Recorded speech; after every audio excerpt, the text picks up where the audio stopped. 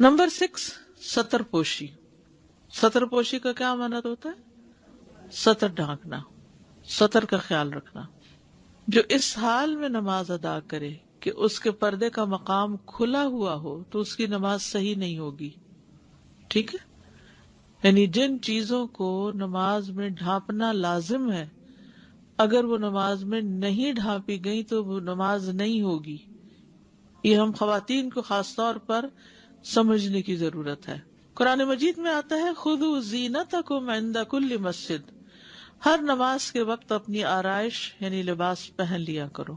یہاں زینت سے مراد لباس ہے. جو بھی لباس سطر کا تقاضا پورا کرے اس میں نماز پڑھنا، کیونکہ ہر قوم کا کلچر الگ ہے، لباس مختلف طرح کے پہنے جاتے ہیں، رنگوں کا فرق ہے، سینے کا فرق ہے، یعنی ڈیزائن فرق ہے، کئی چیزیں مختلف طرح پہنی جاتی ہیں. لیکن اصل چیز ڈیزائنز نہیں ہے، اصل چیز کیا ہے؟ ان کا ساتر ہونا، لباس کا پاک ہونا اور ساتر ہونا. ابو ہریرہ رضی اللہ عنہ سے روایت ہے، انہوں نے فرمایا ایک آدمی کھڑا ہوا اور نبی صلی اللہ علیہ وسلم سے سوال کیا کہ کیا ایک کپڑے میں نماز پڑھی جا سکتی ہے؟ بڑا اہم سوال ہے. جیسے ساڑی ہوتی ہے نا، تو ایک ہی کپڑا لپیٹتے لپیٹتے لپیٹتے آپ سارے جسم کو ڈھانپ لیتے ہیں، سوائے اس کے کہ بلاؤز پہنا ہوتا ہے، اور اگر بلاؤز نہ ہو تو اس صورت میں بھی اس حصے پر بھی لپیٹ کر انسان ایک ہی کپڑے میں نماز پڑھ رہا ہے. ٹھیک ہے. آپ نے فرمایا کیا تم میں سے سب کے پاس دو دو کپڑے ہیں؟ یعنی سب کے پاس تو دو کپڑے نہیں ہیں، ایک قمیص اور ایک ازار. غربت کا عالم یہ تھا کہ لوگ ایک کپڑے میں صرف زندگی بسر کرتے تھے. حضرت مصعب بن عمیر کی جب شہادت ہوئی تھی تو ان کے پاس کتنا کپڑا تھا؟ سب جانتے نہیں، واقعہ سنا ہوا ہے. ایک چادر. جب اس سے ان کا سر ڈھانکتے تھے تو کیا ہوتا تھا؟ پاؤں ننگے ہو جاتے، اور جب پاؤں کی طرف کھینچتے تو سر ننگا ہو جاتا. تو یہ بھی ایک دلیل ہے کہ ایک ایک کپڑا بھی تھا لوگوں کے پاس. حالانکہ وہ تھے کہ جو ایک دفعہ ایک لباس پہنتے تھے دوسری دفعہ نہیں پہنتے تھے. اتنی زیادہ عیش و عشرت کی زندگی انہوں نے بسر کی تھی. لیکن جب مسلمان ہوئے تو گھر والوں نے نکال دیا اور سب نعمتیں ان سے لے لی واپس. بہرحال آپ نے فرمایا کیا تم میں سے ہر ایک کے پاس دو کپڑے ہیں؟ پھر کسی شخص نے حضرت عمر سے یہی سوال کیا تو انہوں نے جواب دیا جب اللہ وسعت فرمائے تو اس وسعت کا اظہار کرو. چاہیے کہ لوگ اپنے جسم پر اللہ کے دیے ہوئے کپڑے استعمال کریں، یعنی ازار اور چادر میں. ازار کس کو کہتے ہیں؟ نیچے کا تہبند. اور چادر جو اوپر، جیسے احرام کو سوچ لیجیے، احرام میں جیسے دو چادریں ہوتی ہیں. اور قمیص میں، ازار اور قبا میں، قبا کیا ہوتی؟ جو اوپر سے اوور کوٹ کی طرف پہنتے. پاجامہ اور چادر میں، پاجامہ اور قمیص میں، پاجامہ اور قبا میں، جانگیے اور قبا میں. یہ جانگیے چھوٹا ہوتا ہے نا، انڈر ویئر چھوٹا ہوتا ہے، لیکن اس کے اوپر اگر لانگ ڈریس پہنا ہوا ہے تو اٹس اوکے، لمبا پاجامہ اس کے نیچے ضروری نہیں. جانگیے اور قمیص میں نماز پڑھے. قمیص یعنی لمبی ہو نیچے تک اور اندر صرف انڈر ویئر پہنا ہوا ہے اور ایک کپڑا ہے. ٹھیک ہے. اسی طرح مردوں کا ایک کپڑا کون سا ہے؟ جیسے لانگ ڈریس نہیں پہنتے اور اب ایک ہی جبہ سا پہنتے ہیں جو نیچے تک چلا جاتا ہے. بازو کا نیچے جانگیا ہوتا ہے اور بازو کا اگر نہیں اویلیبل نہیں میسر تو بس ایک ہی کپڑا پہنا ہوتا ہے. اور آج بھی آپ دیکھیں کہ دنیا میں کچھ علاقوں میں اتنی غربت ہے کہ لوگوں کے پاس زیادہ کپڑے نہیں ہوتے، پھٹے ہوئے چیتھڑے لٹک رہے ہوتے ہیں جسم پر، کپڑے نہیں ہوتے. تو جو میسر ہوگا وہی پہن کے نماز پڑھیں گے. ٹھیک. یعنی اگر کپڑا ایک ہے صرف تو نماز ایک میں بھی ہو جائے گی، لیکن اگر دو ہے تو بہتر ہے. کیسے؟ ایک نیچے ایک اوپر. چاہے کھلا ہے تو جیسے لنگی دھوتی کی طرح اس کو تہبند کی طرح باندھ لیا جائے، سلا ہوا نہیں ہے، اور اوپر ایک چادر لپیٹ کے نماز پڑھ لی جائے، یہ بھی ہو سکتا ہے. دوسرا یہ کہ پاجامہ باقاعدہ بنا ہوا اور اوپر شرٹ ہو. تیسرا یہ کہ شرٹ نہیں ہے بلکہ لانگ ڈریس ہے آپ کا. چوتھا یہ کہ جانگیا پہنا ہوا ہے یا نہیں پہنا ہوا، نماز ہو جائے گی. یہ مردوں کے لباس کی بات ہو رہی ہے، عورتوں کا الگ بھی ذکر ہوگا ابھی. اتنی بات سمجھ آ گئی سب کو؟ شامی جبے میں نماز. مغیرہ بن شعبہ کہتے ہیں انہوں نے کہا میں ایک دفعہ نبی صلی اللہ علیہ وسلم کے ہمراہ کسی سفر میں تھا. آپ نے فرمایا اے مغیرہ پانی کا برتن پکڑ لو. میں نے برتن پکڑ لیا. پھر رسول اللہ صلی اللہ علیہ وسلم باہر گئے یہاں تک کہ آپ میری نگاہوں سے اوجھل ہو گئے. پھر آپ نے قضاء حاجت کی اور اس وقت آپ شامی جبہ پہنے ہوئے تھے. آپ نے اس کی آستین سے اپنا ہاتھ باہر نکالنا چاہا، چونکہ وہ تنگ تھی اس لیے آپ نے اپنا ہاتھ اس کے نیچے سے نکالا. پھر آپ نے اس پر پانی ڈالا. پھر آپ نے نماز کے لیے وضو کیا، اپنے موزوں پر مسح کیا، پھر نماز پڑھی. ایسا ہوتا ہے نا کہ ہم لوگوں نے بھی کبھی کوٹ پہنا ہوا ہوتا ہے تو کوٹ کے بازو اوپر نہیں ہوتے، یا پھر جرسی پہنی ہوتی ہے اور اس کے بازو بھی اوپر نہیں ہوتے، یا یہ کہ کوئی فیشن والی شرٹ پہنی ہوتی ہے جس کے بازو اس قدر ٹائٹ ہوتے ہیں تو سکن نظر آ رہی ہے. اور انا للہ و انا الیہ راجعون کہ اب خواتین اپنے گاؤن بھی ایسے پہننے لگ گئی ہیں کہ جس میں ان کے بازو بالکل سکن ان کی نظر آ رہی ہوتی ہے. اتنا ٹائٹ ہوتا ہے کہ وہ پردے کے تقاضے پورے نہیں کرتا، اور اوپر سے اسکارف بھی ایسا ہوتا ہے کہ ذرا بازو اٹھاتے تو سینہ یہ سارا حصہ پوری شیپ نظر آ رہی ہوتی ہے. تو ایسا لباس ساتر نہیں ہے. یعنی جلباب اوپر پہننے کا مطلب یہ ہے کہ وہ کم از کم اتنا ڈھیلا ہو کہ آپ کی پوری شیپ جو ہے وہ ٹائٹ اس طرح نہ دکھے گویا آپ نے کچھ پہنا ہوا ہی نہیں، جس کو ہم کہتے بھی کیا ہے اسکن ٹائٹ. اسکن ٹائٹ کپڑے نہیں پہنے کیونکہ وہ ساتر نہیں ہے. اسکن ٹائٹ پجامہ ہو یا اسکن ٹائٹ شرٹ ہو نماز نہیں ہوگی جب تک اس کے اوپر پوری چادر ایسی نہ ہو کہ جو آپ کے شیپ کو ڈھانپ لے. ٹھیک ہے جی، بہت امپورٹنٹ بات ہے کیونکہ ہم سمجھتے ہیں کہ ہم نے تو گاؤن پہنا ہوا ہے، حالانکہ گاؤن جو ہے اس کے بازو چپکے ہوئے ہیں ساتھ اور اس میں بل پڑ رہے ہیں.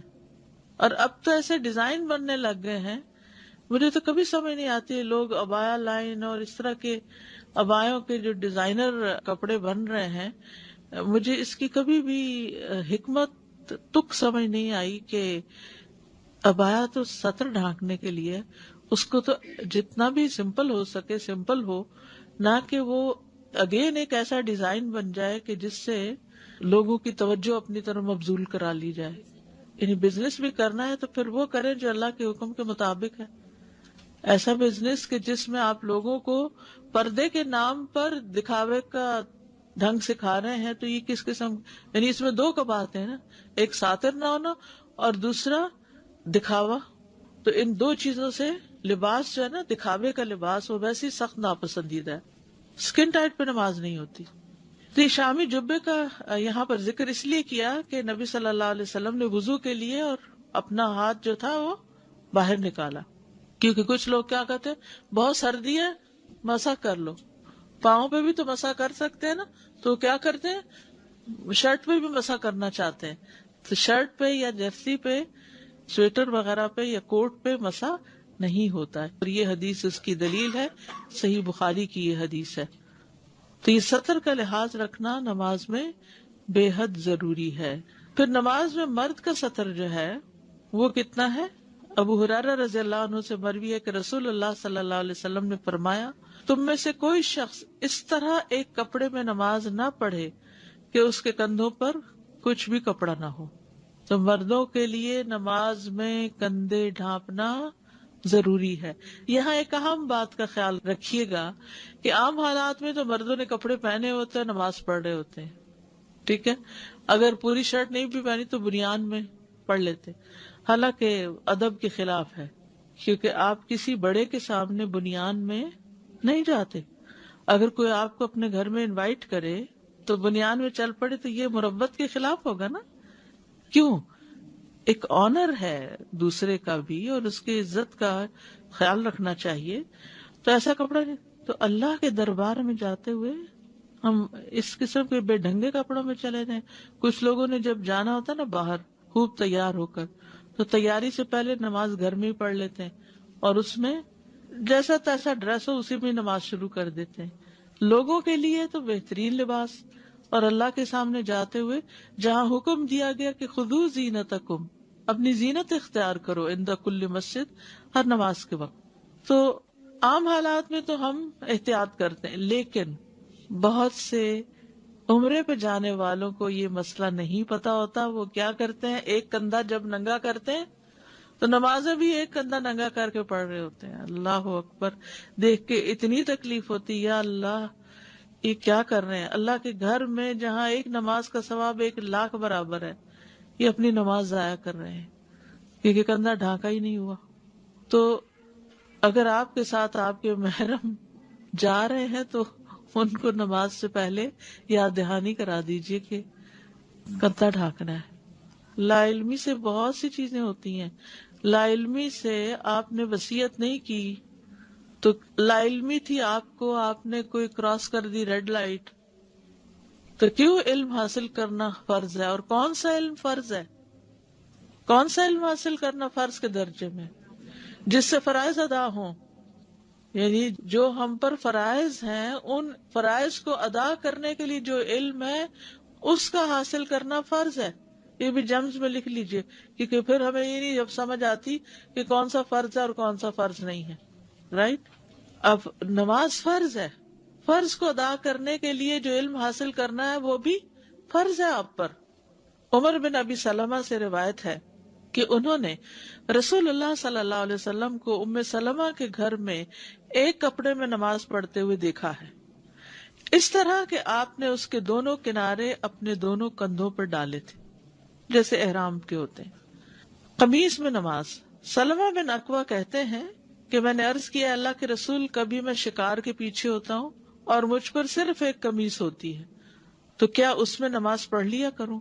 آپ نے فرمایا اسے بٹن لگا لیا کرو، اگرچہ کانٹے سے ہی کیوں نہ ہو، یعنی سیفٹی پن یا پن سے ہی کیوں نہ ٹکایا ہوا ہو، یعنی آگے سے اس طرح نہیں بہت کھلا ہوا ہو، اس کو ایک مہذب شکل دے کر. اگر کپڑا تنگ ہو. سعید بن حارث سے روایت ہے کہ ہم نے جابر بن عبداللہ رضی اللہ عنہما سے ایک کپڑے میں نماز ادا کرنے کے بارے میں مسئلہ دریافت کیا تو انہوں نے فرمایا میں نبی صلی اللہ علیہ وسلم کے ہمراہ ان کے ایک سفر میں تھا، رات کو کسی کام کے لیے آپ کے پاس آیا تو دیکھا کہ آپ نماز پڑھ رہے ہیں. اس وقت میرے اوپر ایک ہی کپڑا تھا، میں نے اسے اپنے بدن پر لپیٹا اور آپ کے پہلو میں کھڑے ہو کر نماز پڑھنے لگا. جب آپ نماز سے فارغ ہوئے تو فرمایا اے جابر رات کے وقت کیسے آئے؟ میں نے آپ کی خدمت میں اپنی ضرورت پیش کی. جب میں اپنی ضرورت سے فارغ ہوا تو آپ نے فرمایا یہ کپڑے کا لپیٹنا کیا ہے جو میں نے دیکھا ہے؟ میں نے عرض کیا میرے پاس ایک ہی کپڑا تھا جو تنگ تھا.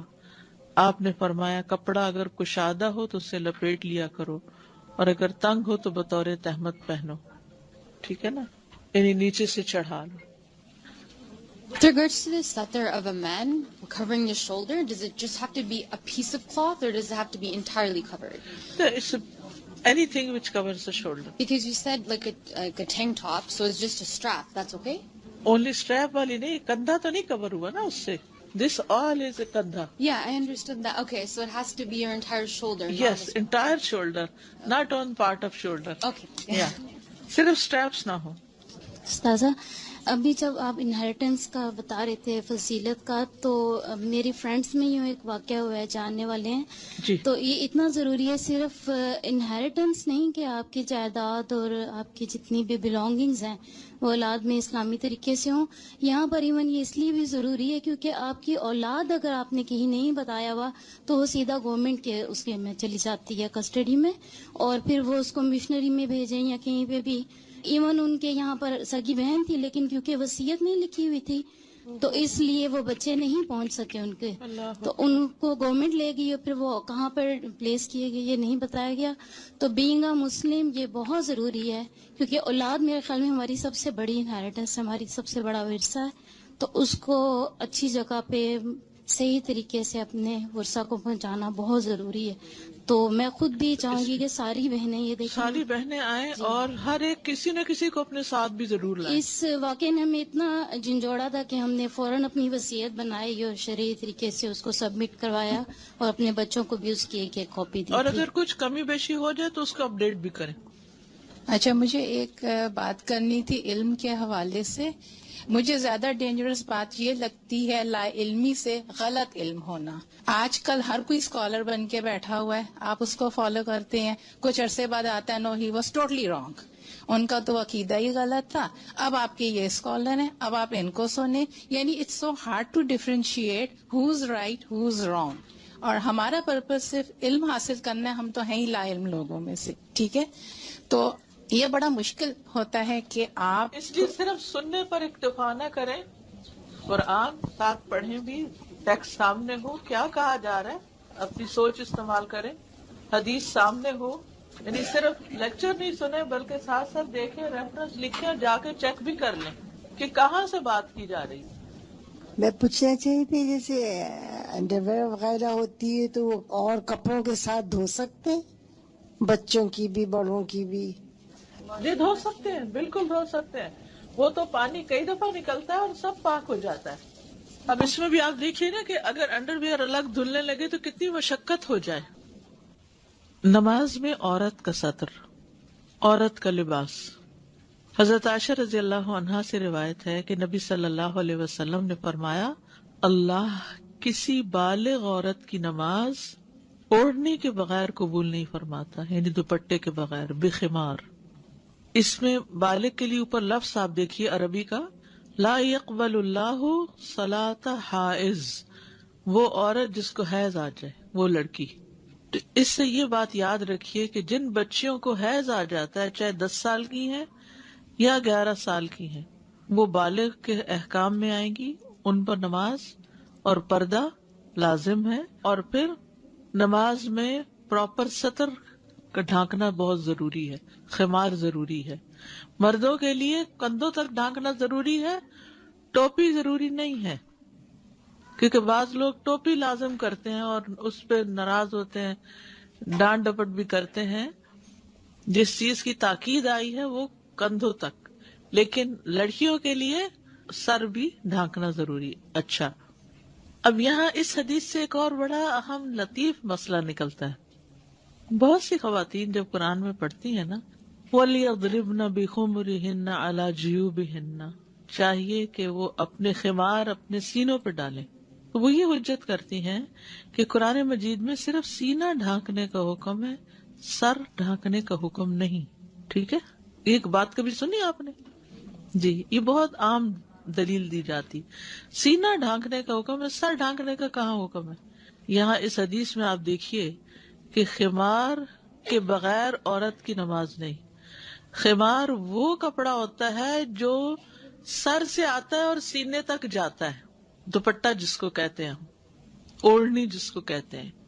کیا نماز میں بھی یہ اگر خمار کا مطلب وہ کپڑا ہے جس سے صرف سینہ ڈھانکا جائے، تو کیا پھر نماز میں بھی صرف گلے میں دوپٹہ ڈال کے نماز ہو جاتی ہے؟ تو خمار کہتے ہی اس ڈریس کو ہے جو سر کا ہے. ایک قمیص ہوتی ہے جو جسم کے اوپر والے حصے کا ڈریس ہے، ایک پاجامہ یا شلوار ہوتی ہے جو جسم کے نیچے والے حصے کا، ایک ازار ہوتا ہے، ایک چادر ہوتی ہے، اور ایک خمار ہوتا ہے. خمار وہ ہے جو سر ڈھانکتا ہے. پھر صحیح بخاری کی روایت ہے، عورت کتنے کپڑے میں نماز پڑھے، کم تصلی المرأۃ فی الثیاب. اکرمہ نے کہا اگر عورت نے ایک کپڑے سے سارا جسم ڈھانک لیا تو اس کی نماز جائز ہے.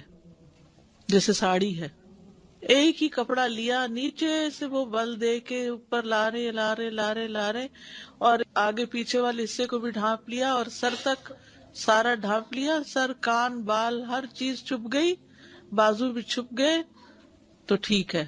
یا اسی طرح کوئی ایک بڑی سی چادر لی، جیسے آج کل نماز کی چادریں بنی ہوئی ہیں، اور کسی بھی وجہ سے فار سم ریزن نیچے کچھ بھی نہیں پہنا ہوا، صرف ایک وہ اوپر سے نماز کی چادر ڈال کے اس میں نماز پڑھی اور اندر سے کچھ بھی نہیں ہے، تو بھی نماز ہو جائے گی.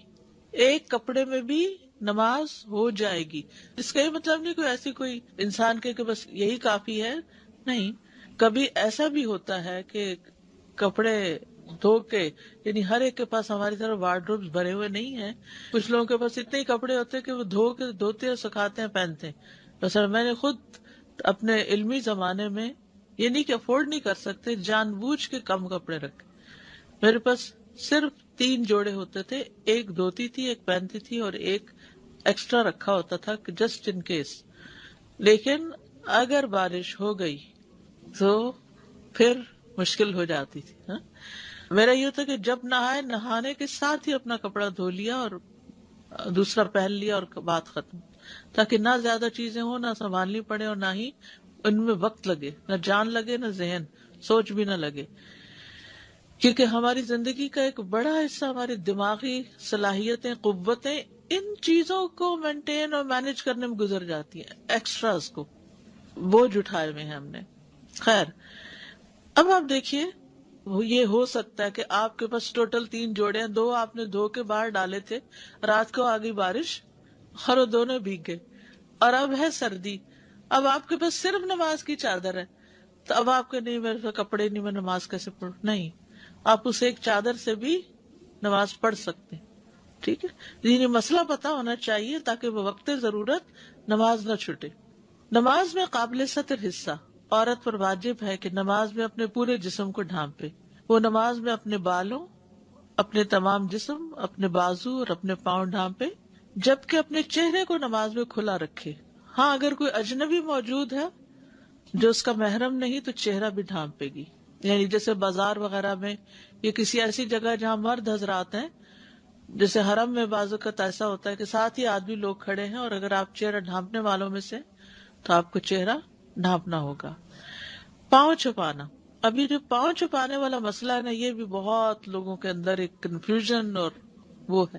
ابن عمر رضی اللہ عنہما کہتے ہیں کہ رسول اللہ صلی اللہ علیہ وسلم نے فرمایا، جو شخص تکبر سے اپنا کپڑا گھسیٹے گا، اللہ قیامت کے دن اس کی طرف نہیں دیکھے گا. ام سلمہ نے کہا، عورتیں اپنے دامنوں کو کیا کریں، ان کے تو کپڑے لٹک رہے ہوتے ہیں.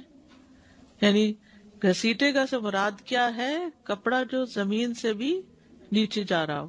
آپ نے فرمایا ایک بالش لٹکا لے، یعنی تو اس کو تھوڑا کم کر لیں. انہوں نے کہا تب تو ان کے قدم کھل جائیں گے، پاؤں ہی ننگے ہو جائیں گے. آپ نے فرمایا تو ایک بازو لٹکا لیں، یعنی پھر تھوڑا سا اور بڑھا لیں تاکہ پاؤں ڈھک جائیں، اور اس سے زیادہ نہ لٹکائیں. یعنی اتنا نہیں کہ وہ پیچھے ٹریل آ رہی ہے اور پوری نمائش کی جا رہی ہے، وہ بھی ایک دکھاوا اور اسراف ہی ہے. عام طور پر جو ایک رواج چل پڑا ہے نا، دلہن کو اتنا لمبا پیچھے سے کپڑا ایکسٹرا لٹکانے کا، تو یہ بھی ناپسندیدہ ہے. اب آپ دیکھیے کہ یہ جو ہے نا نماز میں پاؤں ڈھانپنے والی بات، اس میں ٹخنوں کو ڈھانپنا لازم ہے. ٹخنے ننگے ہوں کہ ٹخنوں سے مراد اینکل ہے، کچھ اور نہ سمجھے، گھٹنے نہ سمجھے کیونکہ بعض اوقات ہم دو میں کنفیوژن کرتے. اینکلز کو کورڈ ہونا ہر صورت میں ضروری ہے. مشکل یہ ہے کہ ہماری تو شلواریں بھی اونچی چڑھ جاتی تھی نماز پڑھتے ہوئے، اور اب تو جو پاجامے آ گئے ہیں اس کی وجہ سے ٹخنے ڈھانپنا ناممکن ہو گیا، وہ چڑھ جاتے ہیں. تھوڑی سی بھی بلکی ہو عورت، اور پھر آپ دیکھیے کہ عورتوں کے ساتھ پریگننسی بھی ہے، بچے کو دودھ پلانا بھی ہے، موٹاپا بھی ہے. مردوں کی نسبت عورتیں زیادہ اس طرف مائل ہوتی ہیں، اور اس میں نماز تو کہیں بھی آ جاتی. کبھی انسان اپنے گھر ہے، کبھی کلینک پہ ہے، کبھی کہیں باہر ہے. تو ایسا کپڑا پہننے سے پرہیز کیجئے کہ جس میں نماز نہ ہوتی ہو، ٹھیک ہے نا، جو سطر نہ ڈھانپتا ہو. تو نماز میں آپ کے ٹخنے لازم ڈھکے ہونے چاہیے. ہاں، اگر جیسے آپ نے لمبا پہنا، کھڑے ہیں جلباب پہن کے، جلباب پاؤں تک ہے، پاؤں بھی ڈھکے ہوئے ہیں، لیکن جب آپ رکوع میں جاتے ہیں تھوڑا بہت اگر ہیل پیچھے سے ہلکی سی نظر آ گئی تو خیر، لیکن اگر ٹخنے ننگے ہو گئے تو نماز باطل ہو گئی. ہاں، اگر آگے پنجوں سے تھوڑا بہت کپڑا آگے پیچھے ہو جاتا ہے تو خیر ہے، کوئی ایسی بات نہیں ہے.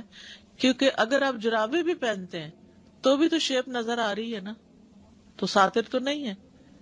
اور ایک اور روایت میں آتا ہے کہ جیسے نبی صلی اللہ علیہ وسلم نے فرمایا کہ اس زمانے میں ہر شخص کے پاس 2 کپڑے نہیں تھے. خواتین کے پاس بھی بعض اوقات ایک ہی لمبی شرٹ جیسے جو بس ہوتا ہے نا وہی ہوتی تھی، اسی میں نماز پڑھتی تھی. تو اگر اس میں پڑھتے ہوئے پاؤں کا اگلا یا پچھلا حصہ تھوڑا سا، جیسے سجدے میں گئے تو پیچھے سے تلیاں جو ہیں تھوڑی سی دکھنے لگتی ہیں، پنجے تلیاں، کوئی حرج نہیں، لیکن ٹخنے ننگے نہیں ہونے چاہیے. اس میں آپ دیکھیے مردوں کے لیے ٹخنے ڈھکے نہیں ہونے چاہیے، عورتوں کے لیے ٹخنے ننگے نہیں ہونے چاہیے. بس یہ اصول یاد رکھے. مرد اور عورت کی نماز کا جو فرق ہے نا، وہ سجدوں کا فرق بتاتے رہتے ہیں، سجدہ ایسا کریں ایسا نہ کریں، عورت یوں کرے مرد ایسے کرے، لیکن اصل فرق جو ہے وہ لباس میں ہے. ٹھیک ہے. باریک لباس میں نماز پڑھنے کا حکم. رسول اللہ صلی اللہ علیہ وسلم نے فرمایا، میری امت کے آخری زمانے میں لوگ کجاووں کی طرح کی زینوں پر سوار ہوں گے.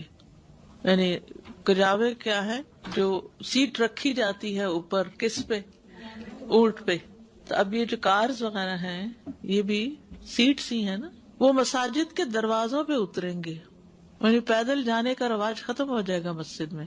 ان کی عورتیں لباس پہننے کے باوجود ننگی ہوں گی. یہ آئندہ آنے والے زمانوں کی پیشن گوئی کی گئی ہے. ان کے سر دبلے پتلے بختی اونٹ کی کوہانوں کی طرح ہوں گے. ان کے سر دبلے پتلے اونٹ جن کی کوہان اونچی اٹھی ہوئی ہے، وہ خوب نمایاں نظر آ رہی ہے، اس کی طرح ہوں گے. ایسی عورتیں ملعون ہیں، ان پہ لعنت کرنا.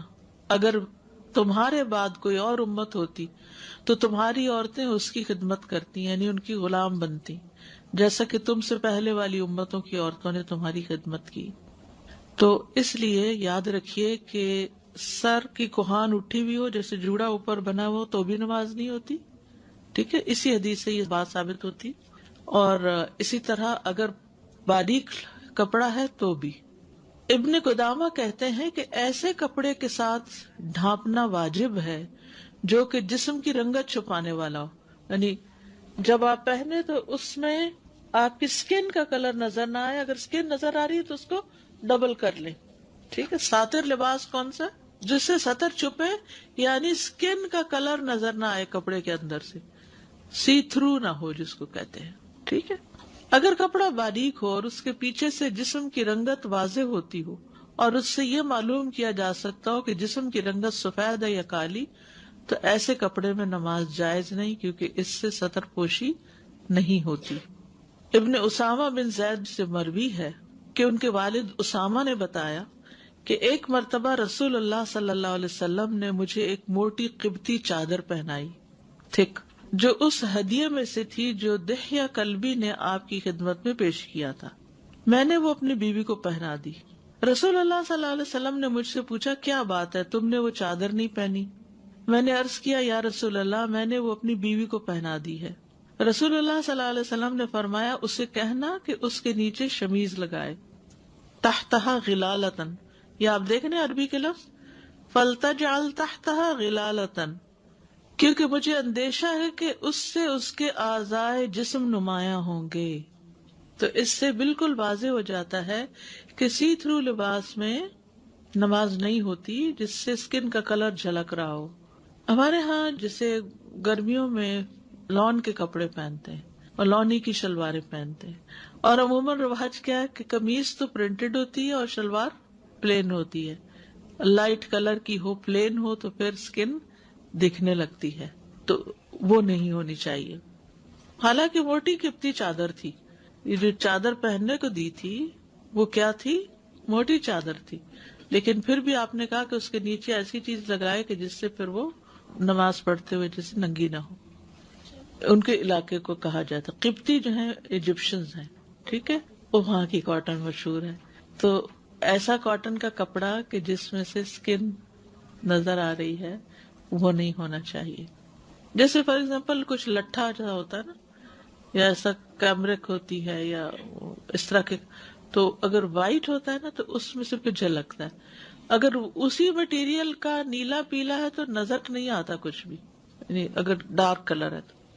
اسی طرح عورت کے لیے تنگ لباس جو اس کی سطر کی چیزوں کو الگ الگ کر کے واضح کرے، یعنی اتنا ٹائٹ ہو کہ ہر عضو الگ نظر آئے، پہننا جائز نہیں. یعنی نماز میں پھر ٹائٹ پینٹس اور اسکن ٹائٹ پجاماز وہ پہن کے، اور بعض اوقات آپ نے دیکھا ہوگا مسجد میں کبھی کبھی ایسا سین نظر آتا ہے کہ اوپر گاؤن یا کوئی چیز نہیں ہوتی یا دوپٹہ لمبا نہیں ہوتا تو جب رکوع کرتے ہیں تو پیٹھ پوری نظر آ رہی ہوتی ہے، جب سجدے میں جاتے ہیں تو اور بھی زیادہ ہر چیز الگ الگ نظر آنے لگتی ہے۔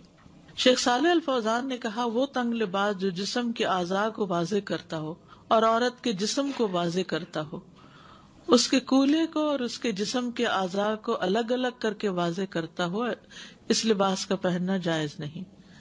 تنگ لباس نہ مردوں کے لیے پہننا جائز ہے نہ عورتوں کے لیے نہیں۔ مرد بھی اتنا ٹائٹ نہ پہنے کہ بالکل ہی وہ ہر چیز الگ الگ نظر آئے، لیکن عورتوں کا معاملہ زیادہ سنگین ہے کیونکہ ان کے بارے میں فتنہ بھی زیادہ سنگین، یعنی مرد اگر ٹائٹ پہن بھی لے تھوڑا تو اس سے اتنا فرق نہیں پڑتا، لیکن عورت جب ٹائٹ پہنتی تو اس کا حسن نمایاں ہو جاتا ہے، اٹریکشن زیادہ ہو جاتی ہے۔ جہاں تک خود نماز کے مسئلے کا تعلق ہے، جب انسان نماز پڑھ رہا ہو تو اس لباس سے اس کے پردے کے مقامات چھپے ہوئے ہوں تو اپنی ذات میں اس کی نماز صحیح ہے، لیکن جو تنگ لباس میں نماز پڑھے گا وہ گناہگار ہوگا، کیونکہ لباس کے تنگ ہونے کی وجہ سے وہ نماز کی شرائط میں سے کسی شرط میں خلل ڈال رہا ہے۔ یہ تو ایک پہلو ہے۔ دوسرے پہلو کے لحاظ سے ایسا کرنا فتنے کی طرف بڑھانے والا ہوگا اور لوگوں کی نظریں اس کی طرف اٹھیں گی، خصوصاً عورت کی طرف۔ تو عورت کے لیے ضروری ہے کہ وہ اپنے جسم کو ایسے کپڑے کے ساتھ چھپائے جو لمبا، مکمل اور وسیع ہو اور اسے ڈھانپتا ہو، اور اس کے جسم کے اعضاء میں سے کسی عضو کو ظاہر نہ کرتا ہو، نہ نگاہوں کو اپنی طرف متوجہ کرتا ہو، نہ باریک ہو، نہ ہی ایسا کپڑا ہو جس کے آر پار کچھ نظر آتا ہو۔ وہ کپڑا ایسا ہونا چاہیے جو عورت کو مکمل طور پر ڈھانپنے والا ہو۔ ٹھیک ہے، تو اگر یہ کپڑا ڈھانپ نہیں رہا جسم کو تو نماز نہیں ہوگی، یہ شرائط میں سے ہے۔